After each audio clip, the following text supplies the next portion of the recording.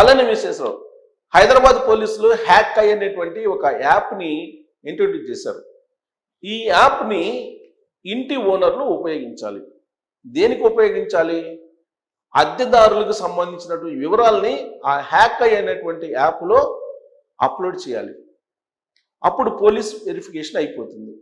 ఆ తర్వాత మాత్రమే మీరు ఇళ్ళని రెంట్కి ఇవ్వాలి లేదా రూమ్స్ని రెంట్కి ఇవ్వాలి. అంతకు మించి కనుక మీరు స్వతంత్రంగా పోలీస్ వెరిఫికేషన్ లేకుండా ప్రైవేట్గా పోలీస్ వెరిఫికేషన్ లేకుండా ఇస్తే మీ ఆస్తులు సీజ్ చేస్తాము అని చెప్పి పోలీసులు అఫీషియల్గా అనౌన్స్ చేశారు. ఆ మేరకు కొంతమంది ఓనర్స్కి నోటీసులు కూడా జారీ చేశారు, గేటెడ్ కమ్యూనిటీలో ఉండేటువంటి వాళ్ళకి, అలాగే మిగతా వాళ్ళకి కూడా. ఇలా ఎందుకు చేశారు హైదరాబాద్ పోలీసులు? ఎందుకు చేయాల్సి వచ్చింది అని అంటే, మొత్తం రైడ్స్ చేశారు. మాదాపూరు, కొండాపూరు, హైటెక్ సిటీ, గచ్చిబౌలి ఆ ప్రాంతంలో పోలీసులు పెద్ద ఎత్తున రైడ్స్ చేశారు. రైడ్స్ చేస్తే డ్రగ్స్ తీసుకునేటువంటి వాళ్ళు, డ్రగ్స్ అమ్మేటువంటి వాళ్ళు, గంజాయి బ్యాచి, అలాగే సోషల్ మీడియాలో మొత్తం వ్యభిచారం చేసేటువంటి వాళ్ళు, బెడ్రూమ్ సీన్స్ని అమ్ముకునేటువంటి వాళ్ళు, ఇలా రకరకాల అసాంఘిక శక్తులు, సైబర్ నేరాలకు పాల్పడేటువంటి వాళ్ళు, కంప్యూటర్ ముందు పెట్టుకొని ఈ యాప్స్ని ప్రమోట్ చేసేటువంటి వాళ్ళు, కొన్ని యాప్స్ని ప్రమోట్ చేయకూడదు, ఆ యాప్స్ని నిషేధిత యాప్స్ని ప్రమోట్ చేసేటువంటి వాళ్ళు, వీళ్ళందరూ దొరికారు. అసాంఘిక శక్తులు. ఈ అసాంఘిక శక్తులని కట్టడి చేయాలి అని అంటే పోలీసుల వల్ల కావట్లేదు. అందుకే ఇప్పుడు అద్దెదారులు ఎవరైతే ఉన్నారో వాళ్ళకి సంబంధించినటువంటి ఐడి కార్డులు, వాళ్ళ ఫోటోలు ఈ హ్యాక్ అయ్యేటువంటి యాప్ దీంట్లో అప్లోడ్ చేయాలి. ఇక్కడ చూడండి, ఇదే హ్యాక్ అయినటువంటి దాంట్లో అప్లోడ్ చేయాలి.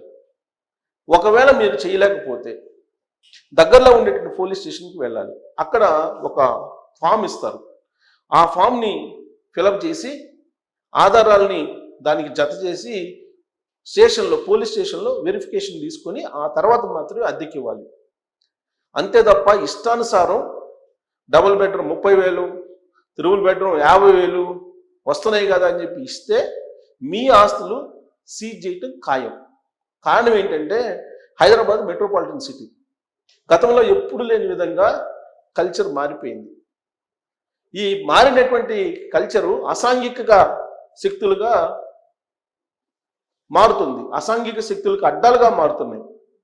రెంట్ వస్తుంది కదా అని చెప్పేసి ఎక్కువ రెంట్కి ఎవరికి పడితే వాళ్ళకి ఇస్తే ఆ ఇంట్లో వ్యభిచారం చేస్తున్నారు, డ్రగ్స్ అమ్ముతున్నారు, గంజాయి అమ్ముతున్నారు, లేదంటే యాప్స్ని ప్రమోట్ చేస్తున్నారు, లేదంటే బెడ్రూమ్లో ఈ మధ్యకాలంలో చూస్తున్నాం ఫ్యామిలీ ఉంటూనే బెడ్రూమ్లో నగ్న చిత్రాలని లైవ్లో పెడుతూ, లైవ్లో చూపిస్తూ సబ్స్క్రిప్షన్ చేసుకుంటూ డబ్బులు సంపాదిస్తున్నారు. నెలకి 1,00,000, 2,00,000, 3,00,000, 10,00,000 సంపాదించేటువంటి వాళ్ళు కూడా ఉన్నారు.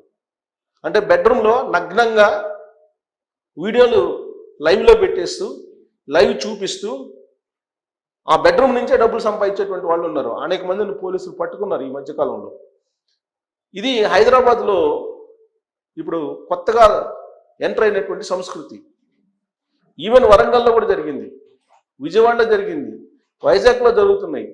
సో సిటీస్లో జరుగుతున్నటువంటి ఇలాంటి అసాంఘిక కార్యక్రమాలు ఏవైతే ఉన్నాయో వాటిని అరికట్టాలి అని అంటే ఖచ్చితంగా పోలీసులు ఒక సీరియస్ నిర్ణయం అయితే తీసుకున్నారు. ఇక వెరిఫికేషన్ లేకుండా కనుక మీరు అద్దెకిస్తే, ఒకవేళ వాళ్ళు కేసుల్లో కనుక ఇరుక్కుంటే మీ ఆస్తులు ఖచ్చితంగా సీజ్ చేస్తారు. ఇది అఫీషియల్గా ఆన్ పేపర్ నోటీసులు ఇష్యూ చేసింది police, Hyderabad police.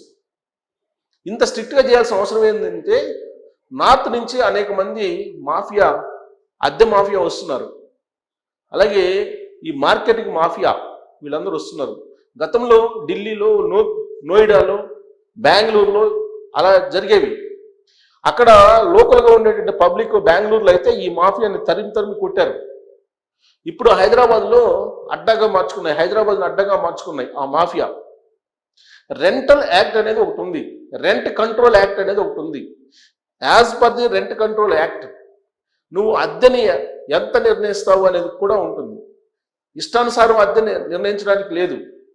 Rent control act ప్రకారం మీరు అడ్వాన్స్ కింద 1 నెల తీసుకోవాలి, మరొక నెల అద్దె తీసుకోవాలి. కానీ చాలామంది ఏం చేస్తున్నారు, 2 నెలలు అడ్వాన్సు, ఇంకో నెల రెంట్ తీసుకుంటున్నారు. ఇది చట్టవిరుద్ధం. కమర్షియల్ స్పేస్కి ఎలా తీసుకోవాలి, రెసిడెన్షియల్ ఫ్లాట్స్కి ఎలా తీసుకోవాలి అనేటువంటిది రెంట్ కంట్రోల్ యాక్ట్లో ఉంటుంది. మీరు గూగుల్కి వెళ్ళి రెంట్ కంట్రోల్ యాక్ట్ తెలంగాణ అని కొట్టండి, వస్తుంది. దాంట్లో నామ్స్ అన్నీ ఉంటాయి. ఇష్టానుసారంగా రెంట్లు కూడా పెంచడానికి లేదు. అలాగే ఓనర్స్ మినిమం ఫెసిలిటీస్ కల్పించకుండా రెంట్ తీసుకోవడానికి లేదు. మినిమం ఫెసిలిటీస్ కూడా కల్పించకుండా రెంట్ వసూలు చేస్తున్నటువంటి వాళ్ళు అనేక మంది ఉన్నారు హైదరాబాద్లో. దీన్ని ఒక వ్యాపారంగా చేసుకొని బతుకుతున్నటువంటి వాళ్ళు చాలామంది ఉన్నారు. వాళ్ళు చేసేదేమో కమర్షియల్ యాక్టివిటీ, ప్రభుత్వానికేమో రెసిడెన్షియల్ ట్యాక్స్ కడుతుంటారు. అసలు ట్యాక్స్ కట్టాల్సింది వాళ్ళు కమర్షియల్ ట్యాక్స్ కట్టాలి. బిజినెస్ చేస్తుంటారు కాబట్టి కమర్షియల్ ట్యాక్స్ కట్టాలి, కానీ కట్టరు. ఒక రెసిడెన్షియల్ ట్యాక్స్ కడతారు. అపార్ట్మెంట్లో ఉండే చాలా మందికి ఒకే ఓనరు 10 అపార్ట్మెంట్లు ఉన్నటువంటి వాళ్ళు ఉన్నారు హైదరాబాద్లో. వాళ్ళు ఏం చేస్తున్నారు, నో రెంటల్ అగ్రిమెంట్, ఇల్లు ఇచ్చేస్తున్నారు. ఆ ఇంట్లో ఏమన్నా చేసుకొని వాళ్ళకి సంబంధం లేదు. ఇక్కడ వాళ్ళు అసాంఘిక కార్యక్రమాలకు పాల్పడుతున్నారు. నెలకు రెంట్ వస్తుందా రాదా ఇదొక్కటే చూసుకుంటున్నారు. అలాంటి వాళ్ళకి రాబోయే రోజుల్లో ఖచ్చితంగా జైలు జీవితం గడపాల్సిన పరిస్థితులు ఏర్పడ్డాయి. తాజాగా పోలీసులు జారీ చేసినటువంటి నోటీసుల ప్రకారం అయితే. సో కాబట్టి రెంట్ వస్తుంది కదా అని చెప్పేసి ఇష్టానుసారం వ్యవహరిస్తే కుదరదు. ఇక్కడ రెంట్ కంట్రోల్ యాక్ట్ ఉంది. ఈ రెంట్ కంట్రోల్ యాక్ట్ ఇంప్లిమెంట్ చేస్తున్నారు. అలాగే రెంట్ కంట్రోల్ యాక్ట్ ప్రకారం టెనెంట్ డివియేట్ అయినా లేదా ఓనర్ డివియేట్ అయినా ఖచ్చితంగా కోర్టులో శిక్ష తప్పదు. అసలు కోర్టు అంటే సివిల్ కోర్టు కాదు. ఆల్రెడీ రెంట్ కంట్రోల్ యాక్ట్కి సంబంధించినటువంటి ఒక అథారిటీ ఉంది. ఆ అథారిటీ డిసైడ్ చేసింది. అదే సంవత్సరాలు పట్టదు. ఇమీడియట్గా వాళ్ళు చెప్తారు ఏం జరుగుతుందని. సో ఇప్పుడు గేటెడ్ కమ్యూనిటీలో, హైరైజెస్లో, విల్లాస్లో ఇలాంటి చోట జరుగుతున్నటువంటి దారుణాలు, చెప్పుకోలేనటువంటి దారుణాలు జరుగుతున్నాయి అనేది పోలీసులు ఐడెంటిఫై చేశారు తాజాగా.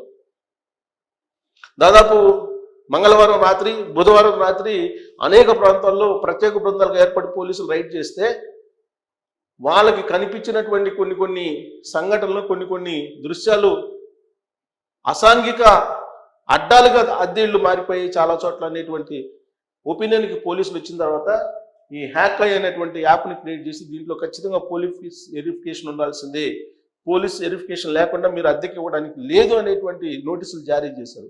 ఒకవేళ ఇది తెలుసుకోకుండా మీరు కనుక అద్దెకిస్తే మీ ఆస్తుల్ని సీజ్ చేస్తారు. ఇది జరిగే ఖచ్చితంగా రాబోయే రోజుల్లో మీ ఆస్తుల్ని సీజ్ చేయడం ఖాయం. ఎందుకనంటే మీరు రెంట్ కాసిపడి అసాంఘిక శక్తులకు అద్దెకిస్తున్నారు. అందుకే రెంట్లు పెరుగుతున్నాయి. నార్త్ నుంచి అనేక మంది వస్తున్నారు. వాళ్ళు ఏం చేస్తున్నారో మీకు తెలియదు. అద్దెకిచ్చేటువంటి వాళ్ళకి నెలకు అద్దెస్తున్నారా లేదా ఇదొక్కటే చూసుకుంటున్నారు. నార్త్ నుంచి వచ్చేటువంటి వాళ్ళల్లో అనేక మంది వాళ్ళు డ్రగ్స్, గంజాయి ఇలాంటి వాటిని సరఫరా చేస్తున్నారు. అలాగే వ్యభిచారం చేపిస్తున్నారు. సో ఇవన్నీ కట్టడి చేయాలని అంటే పోలీసుల వల్ల కాదు. ఎందుకంటే ఇళ్లలోకి పోయి వెతకరు ప్రతిరోజు పోయి. అందుకే ఎవరైతే ఓనర్స్ ఉన్నారో ఆ ఓనర్స్ని బాధ్యులు చేయాలని చెప్పి హైదరాబాద్ పోలీసు నిర్ణయించుకుంది. ఆ మేరకే ఇప్పుడు హ్యాక్ అయ్యేటువంటి యాప్ని తీసుకొచ్చింది. ఈ యాప్ని డౌన్లోడ్ చేసుకొని మీరు వెరిఫికేషన్ తీసుకోవాల్సింది. లేదంటే చట్టవిరుద్ధంగా మీరు అద్దెకిచ్చినట్టు అవుతుంది. దాని మీద ఖచ్చితంగా మీరు శిక్షార్హులు అవుతారు. సో దీని మీద మీరు కామెంట్ చేయొచ్చు. Thank you.